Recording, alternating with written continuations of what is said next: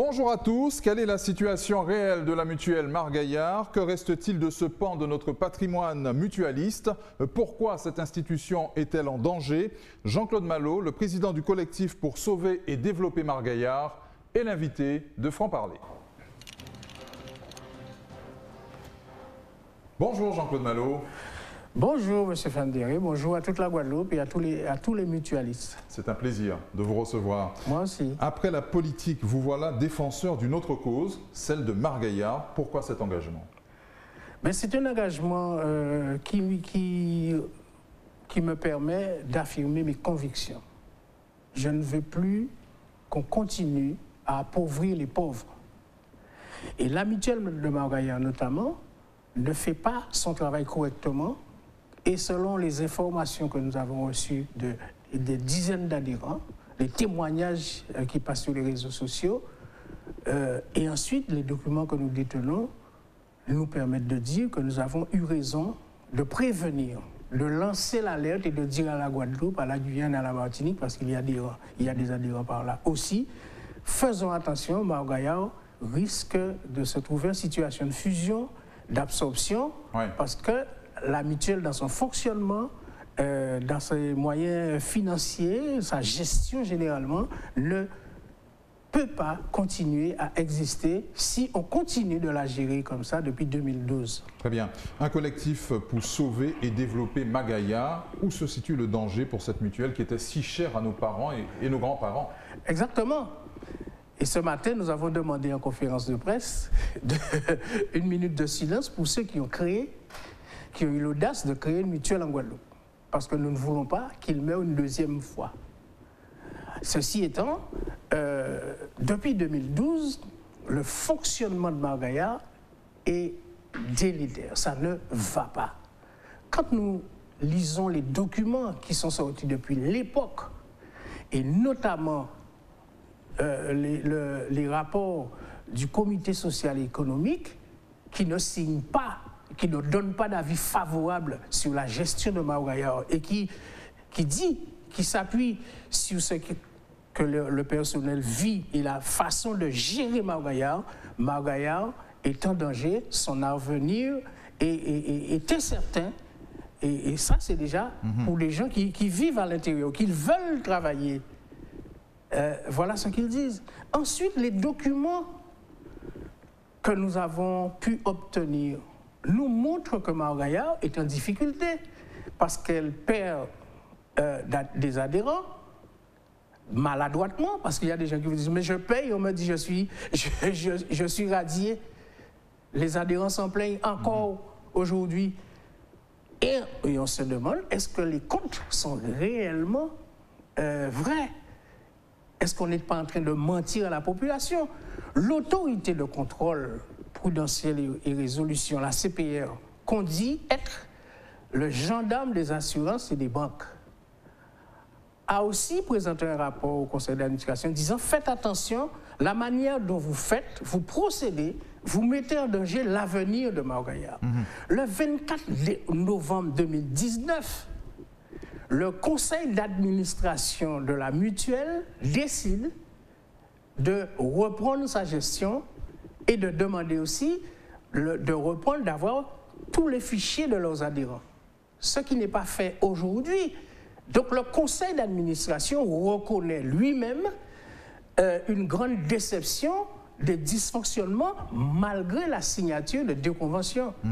Qui sont les responsables de cette situation? Écoutez, c'est d'abord le président et aussi les administrateurs, le personnel le plus proche. Parce que vous avez, quand vous dirigez une structure comme ça, vous avez une direction générale, vous avez un comptable, et donc, plus la personne qui est chargée, au nom de la CPR, de contrôler si vous faites correctement le travail qui vous est demandé de par la loi. Je profite pour dire aux administrateurs à qui nous avons écrit de faire attention à ce qu'ils font, de vérifier ce que dit les deux articles suivants, l'article 114-29 et l'article 114-36, de vérifier leurs responsabilités. Parce qu'il faut qu'approuver ceux qui ne comprennent pas, ou bien s'ils comprennent, alors ils font semblant de ne pas comprendre, mais je leur dis, allez vérifier ce qu'on dit pour la responsabilité des administrateurs d'une mutuelle. Oui. Et ils comprendront qu'ils ne peuvent plus continuer à se taire, sinon de revoir leur comportement et de respecter la clientèle guadeloupéenne. En général, ce sont des personnes âgées qui s'adressent à nous. C'est des gens qui jamais allé, peut-être 300, 400 euros. Avant même de bâtir, vous n'avez mangé. Regardez, est-ce qu'on peut payer ou ne peut pas faire ça? On n'a pas le droit de faire ça. Il y a donc pour vous vraiment un risque de disparition de Margaillard? Oui, il y a un risque de fusion-absorption. Margaillard, si les responsables ne font pas attention, commencera par perdre son agrément sur la base de ce qu'on appelle solvabilité 2, c'est-à-dire de vérifier est-ce que Margaillard sera en mesure d'assurer toutes les responsabilités. Et ce n'est pas sûr au moment où nous parlons. D'accord? Et si, en plus, Margaillard, le groupe Vive, a dépêché quelqu'un pour 18 mois pour aider Margaillard à se mettre aux normes, ça ne marche pas. La question de savoir comment se fait-il qu'on vous envoie quelqu'un et que ça ne marche pas? Ça veut dire que cette personne-là, on est obligé de se poser la question, est-ce qu'on lui donne tous les moyens à Margaillard pour qu'il puisse faire son travail correctement et faire en sorte que Margaillard se redresse? Très bien. Et quelles actions votre collectif compte-t-il mener? Alors, vous alertez, c'est bien? Nous alertons et nous essayons d'avoir une discussion avec les responsables, le conseil d'administration de Margaillard, pour dire voilà ce que nous pensons de ce qui se fait actuellement et éventuellement faire des propositions. Eh bien, ça paraît être impossible et c'est pourquoi d'ailleurs il y a des adhérents qui ont lancé une pétition demandant des informations claires et précises pour qu'ils comprennent qu'est-ce qui se passe. Et aussi, cette pétition a déjà reçu plus de 300 signatures. Donc, ça veut dire qu'il y a effectivement des gens qui nous sauver et développer Margaillard. Nous ne sommes pas dans une démarche d'affaires personnelles, c'est une démarche collective. Ça, c'est une première chose. Deuxièmement, nous sommes constructifs parce que le titre même du collectif montre bien que nous ne voulons pas que Margaillard disparaisse. Nous savons que nous pouvons permettre à Margaillard de se développer, contribuer à ce développement et que Margaillard reste en Guadeloupe. Ah oui, après 88 ans d'existence, nous savons très bien qu'il est possible que cette mutuelle continue d'exister et sécuriser la clientèle. Parce que des gens nous demandent est-ce qu'on part? Moi, comment je fais pour partir? Alors, effectivement, nous leur disons non, ne partez pas. Nous sommes sûrs qu'un jour, Margaillard va se redresser, elle va retrouver son autonomie de gestion et évidemment aussi son fichier. Et comment expliquer ces radiations d'adhérents? Mais parce qu'il y a un dysfonctionnement qui existe depuis même avant la signature des conventions et qu'on n'arrive pas à résoudre. Par exemple, si vous perdez un parent, ou bien Margaillard constate qu'un de ses adhérents est décédé, Margaillard doit chercher qui peut bénéficier justement du capital que la personne décédée pourrait obtenir. Est-ce qu'ils font ce travail-là? Ce n'est pas sûr, parce qu'il y a des gens qui ont déjà vécu cela. On ne cherche pas à savoir où sont ces personnes. Et par conséquent, ça ne peut pas continuer comme ça. Et c'est pourquoi j'insiste pour dire que nous exigeons la vérité. Pas de donner la vérité à Jean-Claude Malo si vous ne voulez pas, mais au moins à la population guadeloupéenne, aux adhérents de la Guadeloupe, de la Martinique et de la Guyane. Ils ont droit à la transparence, ils ont droit au respect. C'est eux qui ont misé l'argent là. Donc, ils doivent savoir ce qu'ils ont fait avec l'argent là pour comprendre quelles dispositions ils ont prendre, si ils ont arrêté, si ils ont parti, si ils ont changé de contrat, etc. Ce n'est pas correctement fait. Très bien. Vous avez totalement tourné le dos à la politique, Jean-Claude Malo? Je n'ai pas pris encore cette décision-là. Il est encore un peu tôt. Cela fait 26 ans que je me suis engagé à une élection, parce que j'étais déjà un chrétien engagé. Et un chrétien engagé, il fait de la politique, ça veut dire qu'il s'occupe des autres. Il porte sa contribution pour que le monde soit transformé, qu'il y ait un monde meilleur. C'est un rêve, j'y crois, et c'est possible. Donc, aller aux élections, Pour l'instant, je ne peux pas répondre. Tout dépend des circonstances. Donc là, maintenant, je continue à militer. Mais je vous dis et je vous répète, je ne veux pas qu'on continue à appauvrir les pauvres.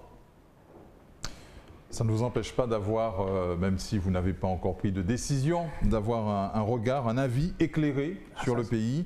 Vous êtes inquiet pour la Guadeloupe? Je ne suis pas inquiet. Et je vais vous expliquer pourquoi. Je ne suis pas inquiet. Son bon des autres qu'à mettre en l'ordre. Et j'ai dit, ça fait depuis longtemps, je persiste à le dire, la manière dont la Guadeloupe est gérée, sa gestion ne peut conduire qu'à la violence. Évidemment, je n'ai pas fait le choix de la violence. Mais n'empêche, on va directement vers ça. Pire, c'est que personne ne pourra contrôler personne. Mais j'ai l'impression aussi qu'on est en train de nous provoquer pour nous obliger à regarder la réalité en face. Le monde d'hier n'est pas le monde d'aujourd'hui, même si on doit tenir compte des expériences qu'on a vécues. Mais les expériences vécues doivent nous aider à grandir et à aller beaucoup plus loin. Si on peut éviter la violence, c'est encore mieux. Eh bien, moi, de toute façon, si on peut l'éviter, ce serait bien, mais à condition de ne pas perdre son âme. Qu'est-ce qui ne tourne pas rond dans notre pays, Guadeloupe? Écoutez, je milite pour qu'on comprenne bien la place de la culture dans notre vie, la place de l'éducation populaire, et j'ajoute que même l'éducation officielle doit revoir son programme. Il faut que les élus de la Guadeloupe aient un mot à dire sur le fond, sur la pédagogie, pour que l'éducation nationale réponde aux besoins réels de la Guadeloupe. Et aussi la santé.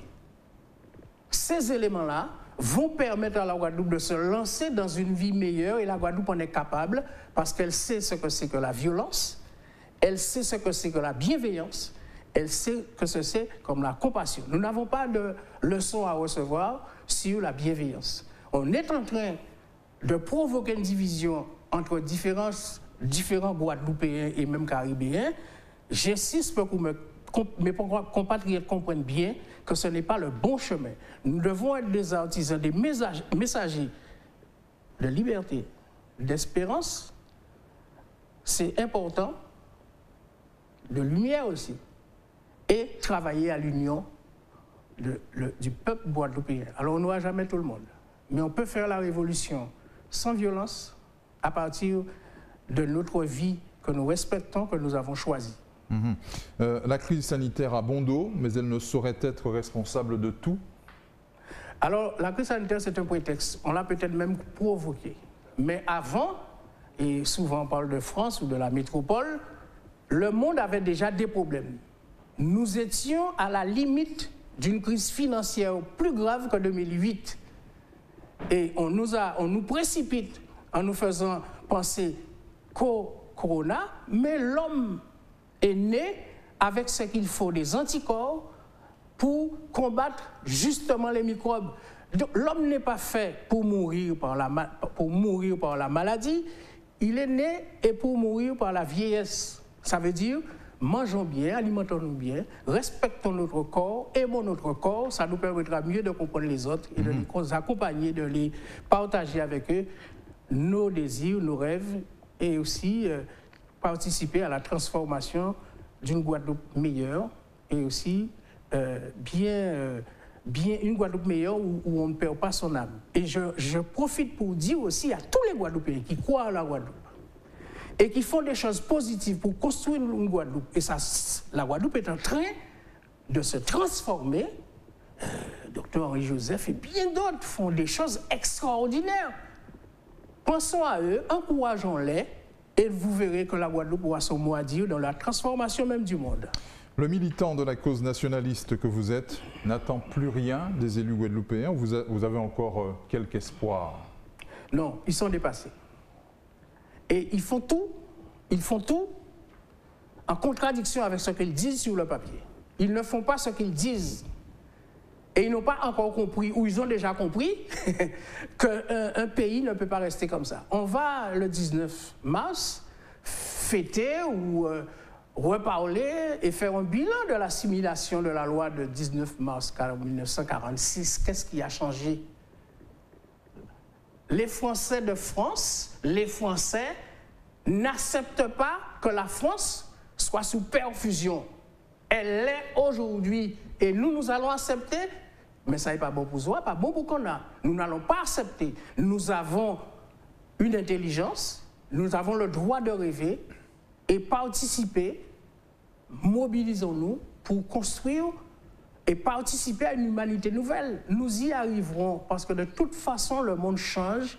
Il est préférable d'être acteur du changement, de la transformation, que d'être celui qui subit la transformation. Jean-Claude Malo, merci d'avoir répondu à nos questions dans cette émission. C'est moi, merci. Merci à vous de nous avoir suivis. On se retrouve dès demain pour un nouveau numéro de Franc Parler sur Éclair TV.